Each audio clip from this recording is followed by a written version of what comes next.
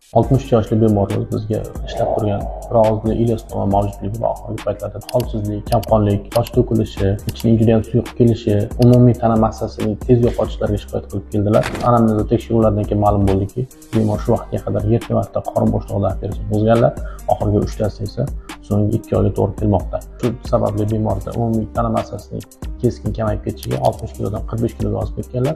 Reanimatsion sharoitda qon preparatlar qabul qilgan bemor ahvollari biroz yaxshilangach, ilyostomaning bemorning hayotiga keskin ta'siri va boshqa sabablarni inobatga olgan hollarda rekonstruksiya operatsiya tavsiya qilindi. Operatsiya paytida ingichka 1,5 metr qolganligi aniqlangan.